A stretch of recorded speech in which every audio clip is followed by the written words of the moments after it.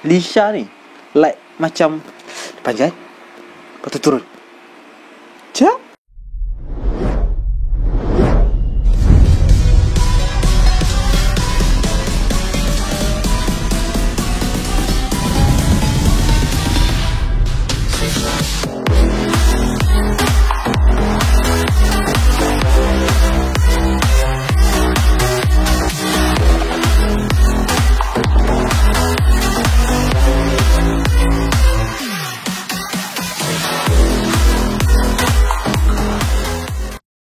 Hai, Assalamualaikum dan selamat kembali dalam channel Physics Cream. Malam sepi berteman kembali. So, sempurna kita punya kejayaan mendapatkan 1K dalam masa 1 bulan 1 minggu. Dan sekarang pun dah hampir memecah 2K.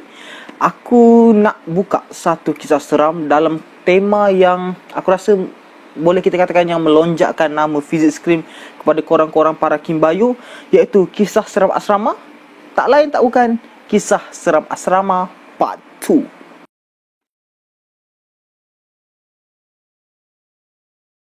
So, malam ni aku nak buka malam kita dengan satu kisah seram yang dikongsi sendiri oleh salah seorang kimbayu. Kalau korang ingat dalam kisah seram apa tak, aku tak ingat. Ada aku cakap yang pasal email first daripada kimbayu tu kan. Tu email tu yang aku nak bawa malam ni sebagai kisah seram pertama, iaitu kisah seram yang aku bagi nama Naik Turun. So, kisah turun naik ni mengisahkan pasal seorang remaja perempuan nama dia Lisha, asal Putrajaya. Waktu tu dia tengah bersekolah di salah sebuah sekolah berasrama tau. Menurut kefahaman aku, waktu ni dia tengah berada di tingkatan 5. Sebab dia kata masa 3 tahun dia masuk tu tak ada apa-apa, macam biasa, hidup kita so far so good. Tapi bila masuk tingkatan 4, dia kata dia dah mula macam kena kacau sikit-sikit lah. Dan tingkatan 5 ni yang wujudnya kisah turun naik ni. Waktu tu dia tengah tidur dan terjaga around pukul 2 ke 3 pagi. Dan dia bangun tu dalam keadaan mamai dia nampak macam ni tau. Dia nampak ada satu susuk tubuh perempuan kat katil sebelah. Nampak ada seorang perempuan, dan posisi perempuan ni waktu tu adalah, aku bayangkan katil. Perempuan tu keadaan dia macam ni, tengah duduk di katil yang tepi sambil membelakangkan kawan kita Lisha ni. So Lisha ni tengah nampak dia, dan perempuan tu duduk membelakangkan dia tau. So dia tegur lah, Mary, kenapa tak tidur lagi? Bukan selalu kau tidur awal ke? Dan waktu ni Lisha ni tengah menyangka yang berkemungkinan lah Mary ni dia tengah OTP dengan Pak Wadi Afif. So dia fikir like, tak apalah, mungkin dia tengah OTP kan. Tapi sajalah dia bertegur macam tu sebab tak tidur lagi kan. Apa yang memelikkan Lisha waktu tu, sebab dia tahu perangai Mary ni perangai dia adalah dia suka tidur awal. Dan sebelum dia tidur, dia akan sangkut satu tuala sebagai tirai. Faham tak? Tirai katil supaya dia jadi macam kelambu lah, supaya lampu kat luar ke kat mana-mana tak boleh masuk ke katil dia, dan dia boleh tidur dengan aman. Kan ada jenis orang yang tak boleh nampak cahaya waktu tidur kan. Kemudian si Lisha ni dalam keadaan yang si Mary ni tak membalas apa-apa, tak merespon apa-apa. Okey, tak apa, tak apalah, dia sambung tidur dalam keadaan mengiring dan menghadap si Mary ni. Waktu nak pejam mata ni, korang bayangkan, bukan senang tau nak tidur selepas kau terjaga. So dalam keadaan dia tengah mengiring, pandang macam, nampak Mary ni dalam keadaan posisi duduk. Dia bangun tau. Dan kalau korang nak tahu, katil yang Mary tengah duduk ni bukan katil dia, which is, kalau bila difikirkan betul-betul, bila si Lisha ni fikir betul-betul, katil yang Mary duduk ni bukan katil dia. Katil dia adalah katil sebelah. Yang mana katil yang dia tengah duduk ni, katil yang Mary duduk ni adalah katil sebelah katil Mary yang memang dikosongkan ni. Tapi waktu tu dia mamai, dan dia rasa macam dia tak rasa apa-apa lah. Yang seram, tengah-tengah dia cuba nak lelapkan mata, dia nampak si Mary daripada posisi duduk membelakangkan dia macam ni. Lepas tu dia bangun tau. Mary ni bangun. Lepas tu dia pergi panjat tangga kat sebelah. Kau faham tak? Double decker yang mana ada tangga tu kan. Si Mary ni dia boleh panjat. Panjat. Lepas tu dia turun. Lepas tu stop. Panjat lagi. Panjat. Stop. Dan dalam masa yang sama, dia cak si Lisha ni like macam panjat, lepas tu turun. Cak. Dia panjat lagi. Lepas tu dia turun. Cak. Tapi waktu tu si Lisha ni tak rasa apa-apa tau. Sebab ya kawan je kan. Macam kita rasa yang benda tu mungkin lah waktu tu tiba-tiba lah hyper ke malam tu nak bergurau. Dan waktu tu mungkin sebabkan mamai dia tak fikir sangat. So nak jadikan cerita macam tu lah. So esok dia jumpa dengan si Mary dan dia kata macam, Mary, kau asal semalam main cak-cak dengan aku kan? Dah pukul 2-3 pagi pula tiba-tiba main cak-cak. Lepas tu lambat betul kau tidur. Biasa kau tidur awal. Ni kau lambat tidur asal OTP dengan Afif ke? Mary dia jawab, apa kau mepek? Aku tidur awal lah semalam. Kau pun kenal aku kan? Aku memang jenis tidur awal. Dalam pukul 9-10 mesti aku dah tidur. Dan mesti kau nampak tirai tuala yang aku letak tu. Kau mesti dah faham tu tanda aku dah tidur, betul tak? Lisha ni waktu tu dia dalam keadaan yang macam takut tau. Dia keseraman tu datang pada waktu pagi. Kau orang waktu malam kan. Ini pagi baru dia seseram. Sebab dia tahu yang dia nampak tu bukan Mary. Bukan Mary. Jadi siapa yang nampak? Nampak? Seram kan kisah Lisha tadi. Bagi aku benda tu macam simple je, tapi agak seram lah. Jadi kalau korang ada kisah-kisah seram, boleh kau suka kita orang. Mana tahu kisah korang tu seram dan terpilih untuk dimasukkan dalam physics script, macam kisah Lisha ni. So kita move up ke kisah kedua yang diberi nama Happy Blackout.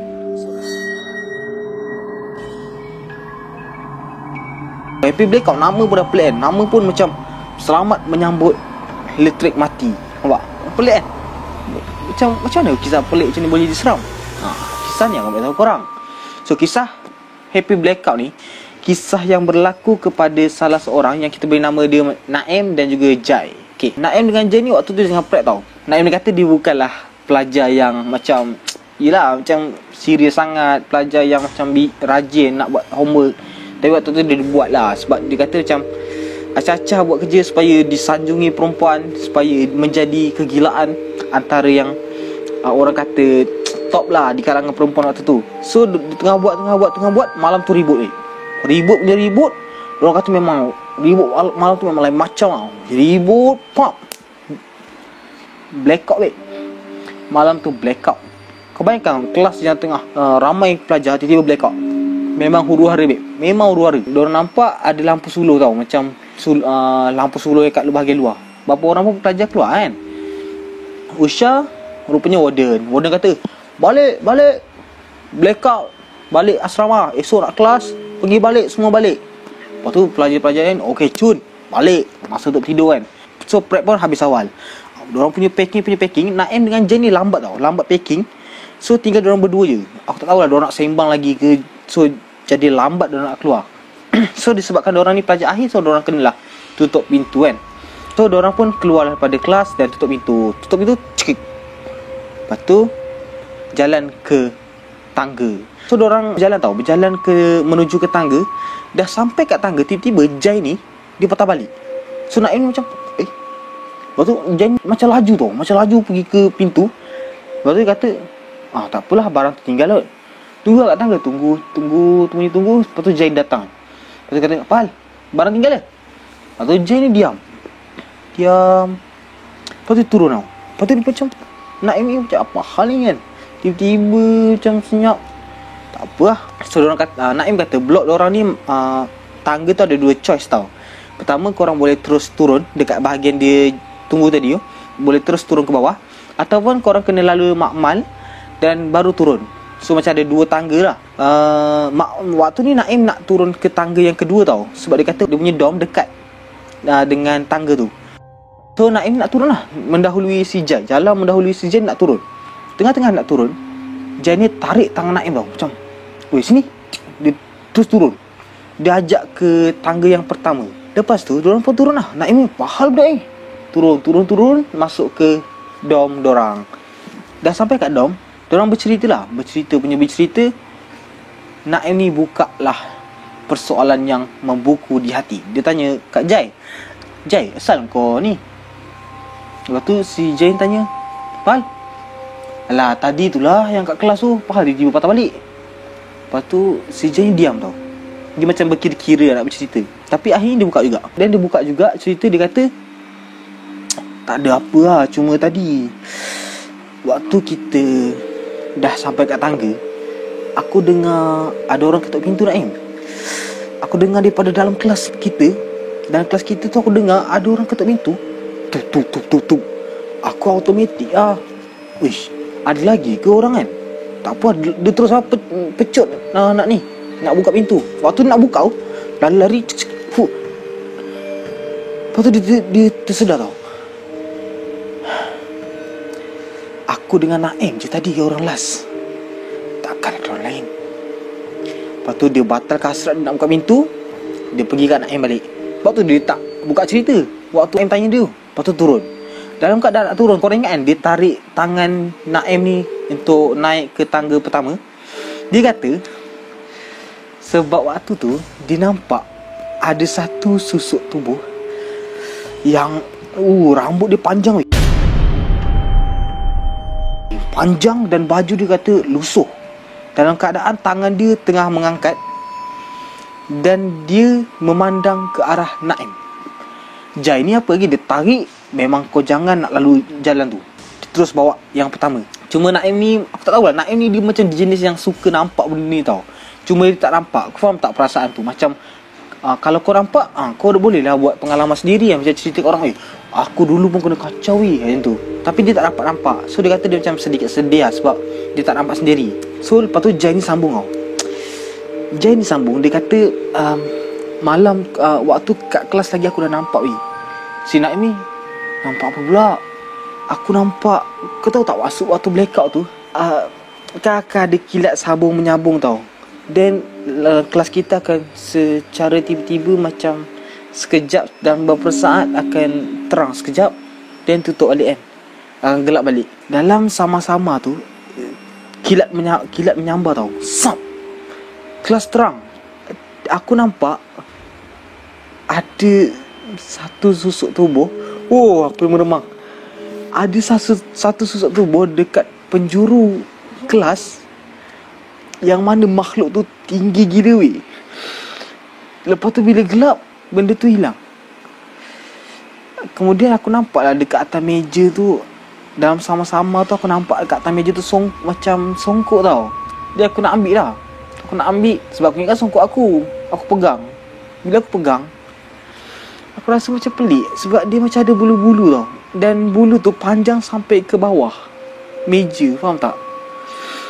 Bila dia angkat, benda tu bukan songkok Jai kata benda tu bukan songkok, benda tu kepala benda tu kepala. Lepas tu si Naim ni macam, aduh, lagi ada macam, aduh tak nampak pula. Aduh tak dapat lagi pengalaman tu. Apa hal ni Jai dapat kan? Lepas tu tiba-tiba lampu terbuka semula. Naim ni dia teringat yang dia tertinggal homework dalam kelas. So dia ajaklah Khairul sebab dia tak nak ajak Jai ni, maybe sebab Jai dah kena kan. Tak apa, kita ajak Khairul lah. Dia tak tahu cerita ni. Ajak Khairul. Khairul, jom naik atas, tengok aku ambil homework. Kalau tak memang kena maki esok kan cikgu. Lepas tu si Khairul ni baik hati. Okay, tak apa Naim, aku teman kau. Jom. Dia pun naik. Waktu tu dah tak seram dah. Dah lampu kan. Naiklah ke kelas. Dah naik, dah sampai kat kelas, diorang buka pintu. Buka lampu. Apa yang memeranjatkan diorang waktu tu adalah diorang nampak dekat whiteboard ada tulisan Happy Blackout sekali dengan emoji senyum.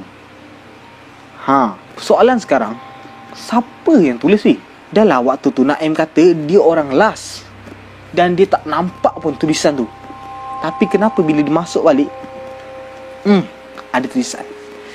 Lepas tu dia turun dan diceritakan dekat Jai kot. Waktu kalau tak silap aku diceritakan balik kat Jai. Dan Jai kata, aku rasa benda tu memang nak kacau hang lah. Sebab hang ni jenis yang nak nampak orang kan. Maybe lah dia nak try sakat hang. Itulah orang-orang tu kata kita ni janganlah berani sangat dan jangan takut sangat kan. Sebab kalau takut sangat benda tu lagi berani. Dah kita ni berani sangat kan benda tu lagi suka. Itulah, biarlah jadi yang sederhana kita. So sebelum aku move up ke cerita ketiga, aku nak ingatkan korang yang belum subscribe, tolong subscribe, like, comment and share. Tekan sekali button bell notification supaya next time kita orang upload video korang akan terus dapat dan korang boleh tekan, korang layan cerita seterusnya. Okay, jangan tangguh, subscribe sekarang. Sebab takut nanti bila dah akhir korang lupa. Nampak tak? Subscribe je, like je. Okay, so cerita ketiga kali ni adalah sebuah cerita yang aku minta sampai suruh Fikri minta sendiri dekat kawan dia. Sebab kisah ni macam bagi aku memang seram. Aku tak tahu lah cerita ni memang urban legend ke, tapi cerita ni memang seram lah. So kita move up ke kisah ketiga, iaitu kisah pemburu hantu.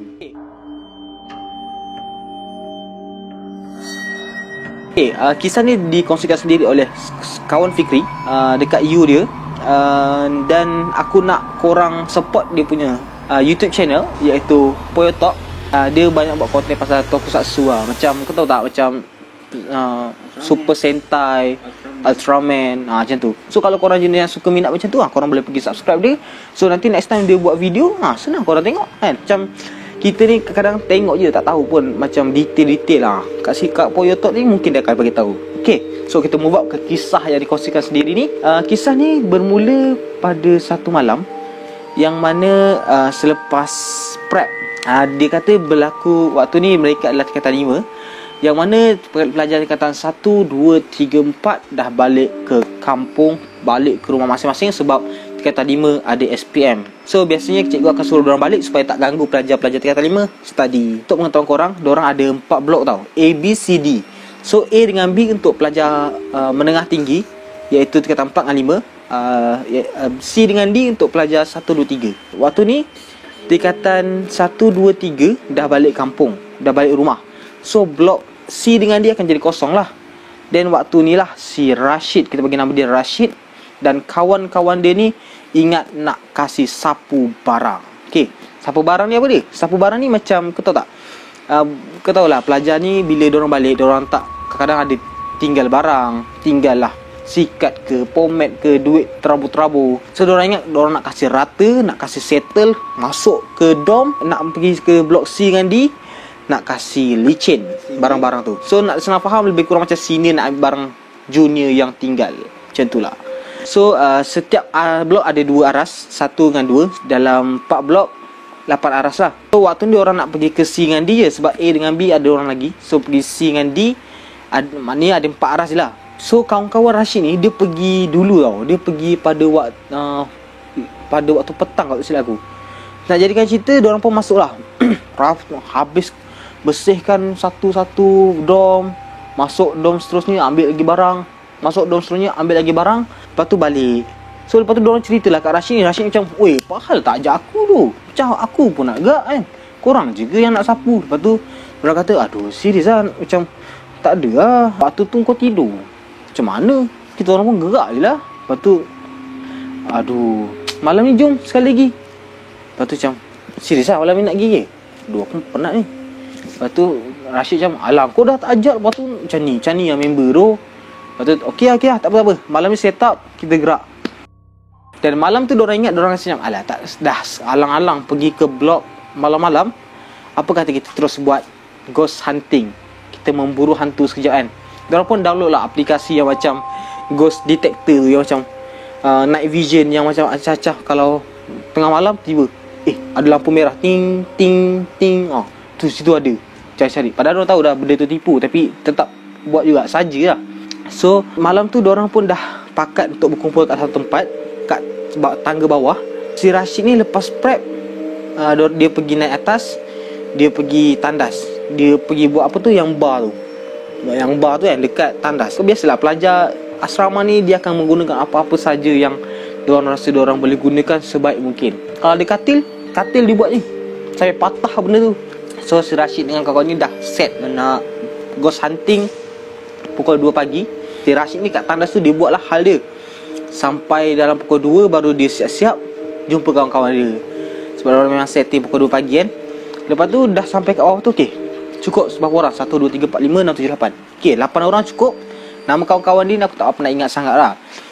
Lepas tu si Rashid ni kata, okay, kita bagi 4 grup, which is satu grup ada 2 orang. Dua. Setiap grup ambil satu aras. Kan tadi blok C dengan D ada 4 aras kan. So setiap grup kena pergi satu aras dan buat ghost hunting. Dan dengan syarat diorang kena pergi, seorang pergi rakam dan seorang akan mewawancara tau. Macam okay, hari ni kita dah sampai ke blok pertama, iaitu blok C1. Jadi nak tahu apa yang jadi, jom. Macam tu lah. Dan syarat kedua, korang tak boleh bagi tahu apa korang nampak, apa korang rasa bila korang balik sini. Sebab kalau dah bagi tahu, nanti grup lain takut. Dan grup lain takkan pergi dah. Habislah orang punya program waktu tu, kalau semua takut kan. So grup first pergi, okay, balik. Grup kedua pergi, balik. Grup ketiga pergi, balik. Dan sampailah grup Rashid ni pergi dan balik. Dah sampai berkumpul ramai-ramai, barulah diorang bercerita. Okay, grup satu kau nampak apa? Lepas tu grup satu kata, aku tak ada nampak apa-apa sangat. Cuma itulah, macam dah sampai dekat hujung aras tu, tiba-tiba aku rasa macam ada angin sejuk tau. Macam tiba-tiba menerpa tak dari mana, memang kuat gila. Oh tu je lah, angin je lah. Tak apa, kau? Lepas tu tim kedua, aku tadi masa dia tak ada apa-apa sangat. Tapi masa kita orang lalu kat salah satu dom, aku ada dengar macam ada orang panjat katil double decker tau. Macam pop, tum, dia duduk. Tapi kita orang tak nampak apa-apa. Takkan aku nak pergi hintai. So aku tinggal je lah. Kita orang gerak balik. Lepas tu, seram juga tu. Kau, tim ketiga. Lepas tu tim ketiga, kau mesti, aku tak tahulah. Kita orang nampak adik tu. So adik ni kalau korang tak tahu, maybe the urban legend kat sekolah tu lah. Adik ni adalah panggilan untuk benda yang dia macam jenis makhluk yang macam mungkin pendek-pendek, tapi dia jenis suka berlari-lari tau. So dia kata, aku dengar adik berlari-lari tu. Macam, serius aku dengar? Serius? Ya tu aku dengar tadi. Dengar ni, tak saya tanya ni. Lepas tu, macam, lepas tu diorang masing-masing ada footage kan. Okay, lepas tu tim Rashid pula cerita, kita orang nampak ni tu ada benda. Aku tak tahulah, aku nampak lembaga tau. Tapi lembaga tu tak tahu nak macam mana describe. Dia kata dia tak tahu macam mana bentuk dia, tapi dia tinggi lah. Makhluk tu tinggi. Lepas tu macam, kau nampak sampai nampak. Lepas tu, ya. Memang rare. Lepas tu diorang pun kata, okay, sekarang jom kita sapu budak-budak punya barang. Tu masing-masing pun macam, serius lah. Macam, ya. Lepas tu masing-masing dah takut lah, sebab masing-masing dah buka cerita kan. Lepas tu, aduh korang ni tadi plan asal nak sapu barang kan, ghost hunting tu sikit-sikit, jom lah. Lepas tu tak nak. Tu ramai dah tak nak. Si Rashid macam, aduh kalau macam ni cantik lah, tak payah, tak apa, kita tak payah sapu kat dom, jom sapu store. Lepas tu budak-budak, okay, store tak apa. Diorang pun masuk lah. Rashid dengan kawan dia ni ada footage tu, diorang rakam. So Rashid ni waktu tu dia mewawancara tau. So dia wawancara macam, hari ni kita dalam paranormal, kita nak cari makhluk yang ada di sekolah. Macam tu. Lepas tu masuk dalam store. Rashid ni kata dia ternampak dalam kotak, dia ternampak ada satu kotak tau, kotak kayu yang ditutupi dengan paku. Lepas tu dia bawa keluar tau. Aku tak tahulah kenapa dia ni macam tu sangat. Tolonglah, macam orang kata kan, kalau tak tahu benda tu apa, jangan buka. Dia pergi ambil, kau tahu dia pergi ambil, dia bawa keluar tau. Dia punya struggle buka, terbuka. Lepas tu diorang nampak macam ada jerami padi lah, macam tu. Jerami padi, diorang selak, diorang nampak kapak lama. Lepas tu ada satu tulisan yang diorang tak faham. Tapi salah seorang kawan dia kata, ni aku rasa tulisan Siam ni, tulisan Siam Thailand, macam tu lah. Lepas tu, juga tu macam tak sedar hati lah. Tak apa, tutup, dia pergi hantar balik kat dalam store. Lepas tu diorang pun balik lah, tidur around dalam pukul 4 macam tu. Next day, si Rashid ni macam lewat masuk kelas, masuk prep. Next day hari Sabtu, diorang ada prep pagi tau. Tapi dia memang lambat gila. Waktu tu dah rehat dah, baru dia sampai. Dan diorang kata Rashid ni memang nampak lesu gila dan penat gila. Sampai kan dalam kelas, bila cikgu mengajar, dia tidur tau kat atas meja. Dia baring atas meja. Kawan-kawan dia tanya macam, kau apa hal? seharian aku nampak kau memang lesu gila. Pahal kau ni. Kau tidur pukul berapa semalam? Kata Rashid ni macam, pukul 4 lah. Kita semua balik pukul 4 semalam. Kawan-kawan dia macam, pukul 4? Kau tidur pukul 4? Kita tidur pukul 4? Mana ada? Macam, kau ni takkan tak ingat semalam lah kita ghost hunting kan? Lepas tu member dia yang lain, weh Rashid, jap Rashid, kau bangun jap. Bila kita ghost hunting ni? Lepas tu Rashid, semalam pukul 2 pagi kita kumpul ramai-ramai kat bawah. Lepas tu, weh Rashid, aku nak cakap serius, semalam kita tak ghost hunting weh. Lepas tu Rashid ni tengah-tengah tu,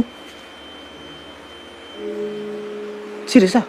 Lepas tu, ya aduh, Semalam tu kita orang dah kumpul dan kau tak ada. So aku fikir malam tu kau tak nak lah pergi licinkan barang budak-budak dan tak jadi nak buat ghost hunting. So kita orang pun tidur lah. Masuk dom, kita orang tidur. Dan esok pagi bangun macam biasa. Lepas tu kita orang nampak kau lesu. So kita orang tanyalah kenapa. Kau tiba-tiba pula kau cakap kau ghost hunting ni celah mana pula. Lepas tu Rashid kata, ya Allah, macam ni Rashid dah mula besar. Aku tak tahulah. Sekarang ni mesti Rashid tengah fikir yang malam tadi tu dia tengah buat ghost hunting dengan siapa weh. Dan sangat-sangat aku rasa untunglah bagi Rashid sebab dia tak ada footage. Sebab malam tu dia kan jadi wawancara, dia bukan cameraman. If sangat kalau dia tu seorang cameraman malam tu, korang agak-agak lah apa yang nampak.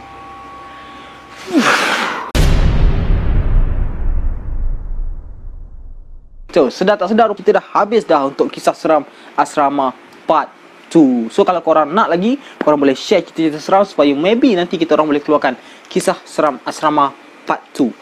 So part 3. So apa pendapat korang? Aku maybe lah korang prefer yang mana? 1 ke, 2 ke atau 3? Bagi aku aku tak tahulah. Tapi bagi aku tak kenapa, aku rasa macam yang ketiga tadi lah. Yang ketiga tadi memang, bagi aku yang ketiga tadi memang tak tahulah macam mana tak Rashid tu. Dan diorang kata Rashid tu dah demam. Lepas tu dia demam berapa hari, sampai hari Khamis pun dia tetap demam.